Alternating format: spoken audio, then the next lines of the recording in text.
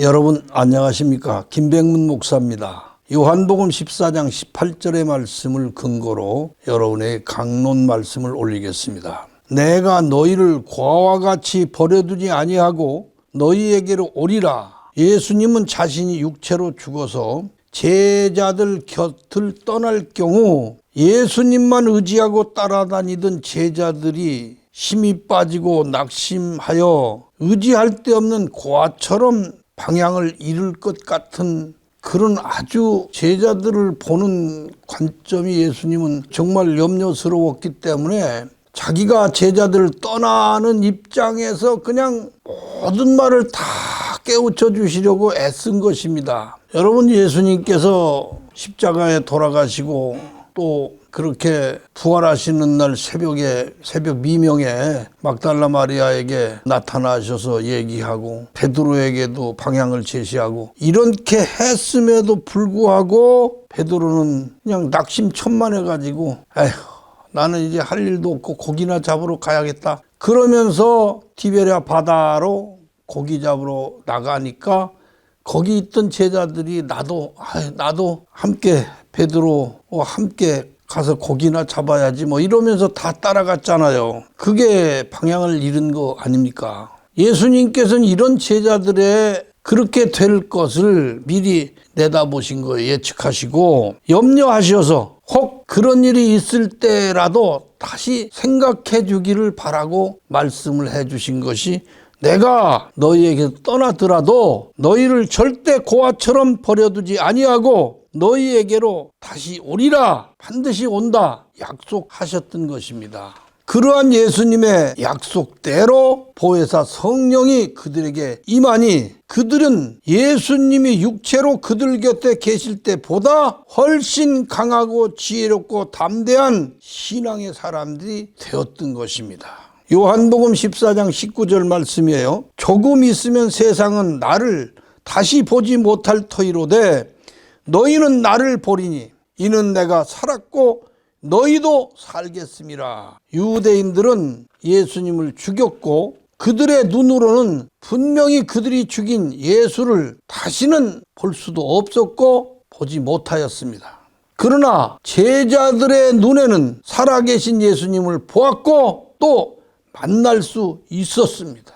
요한복음 14장 20절 말씀에 그날에는 내가 아버지 안에 너희가 내 안에 내가 너희 안에 있는 것을 너희가 알리라. 그날이 언제입니까? 예수님은 죽어 하늘나라로 가신 후 보혜사 성령이 오셨을 때에는 성령이 심령 속에 임하셨을 때에는 예수님이 하나님이고 하나님이 예수님이신 것과 내 정신이 예수님 정신이고 나그네 정신인 것을 알게 될 거다. 그런 말씀을 해 주신 거예요. 요한복음 14장 21절입니다.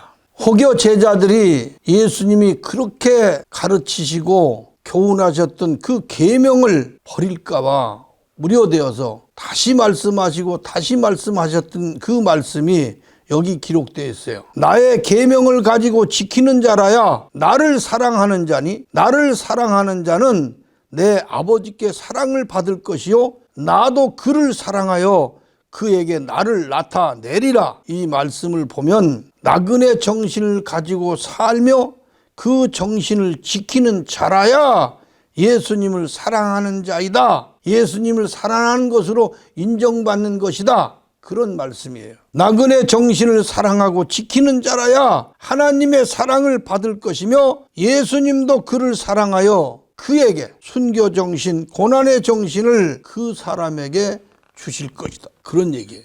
26절 말씀을 보면은 보혜사 곧 아버지께서 내 이름으로 보내실 성령 그가 너희에게 모든 것을 가르치시고 내가 너에게 말한 모든 것을 생각나게 하시리라. 예수님이 분명히 보내주신다고 약속한 그 보혜사 성령이 너희에게 오시면 내가 말한 모든 것을 알게 하실 뿐 아니라 너희도 나처럼 살게 해 주실 것이다 하는 말씀입니다.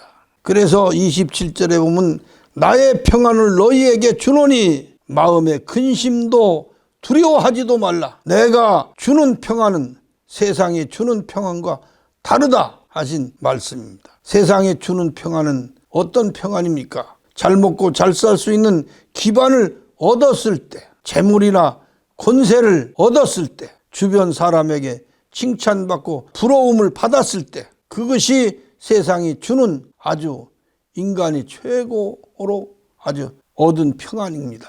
그러나 예수님이 주는 평안은 세상이 주는 평안하고는 전혀 달라서 예수님이 주시는 평안은 낮아져서 겸손하게 되었을 때가 가장 평안할 때입니다. 두 번째로 고난의 정신을 훈련하여서 죽음도 두렵지 않게 되었을 때, 그것이 예수님이 주시는 평안입니다.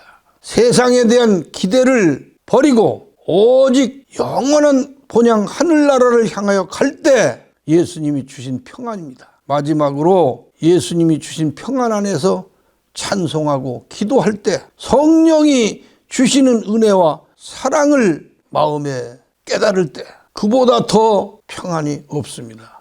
내 영혼이 은총 입어 중한 죄짐 벗고 보니 슬픔 많은 이 세상도 천국으로 화하도다.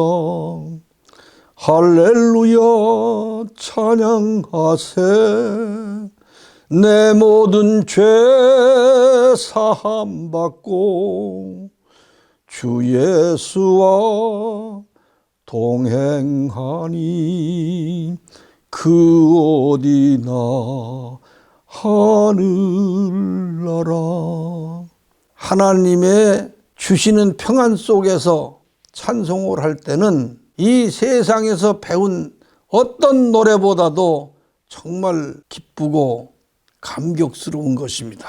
내가 갔다가 너희에게로 온다 하는 말을 너희가 들었나니 나를 사랑하였다면 내가 아버지께로 감을 기뻐하였으리라. 아버지는 나보다 크심이니라. 이렇게 말씀하신 것은 내가 죽어도 반드시 살아서 너희에게로 다시 온다 하신 것을 너희가 듣고 알았으니 내가 너희 곁에 육신으로 있는 것보다 내가 성령으로 오는 것이 너희에게 훨씬 유익한 것을 너희가 알게 될 것이고 그때는 내가 떠나간 것을 오히려 기뻐할 것이다. 아버지가 그런 모든 일을 다 해주실 것이다. 그분의 사랑이 나의 사랑보다 더 깊고 훨씬 넓기 때문이다. 예수님이 다시 오신 약속은 두 가지 측면에서 다 이루어졌어요. 그 약속을 기뻐하며 그 약속을 지켜주신 것에 대하여 감사하고 다시 오신 그분과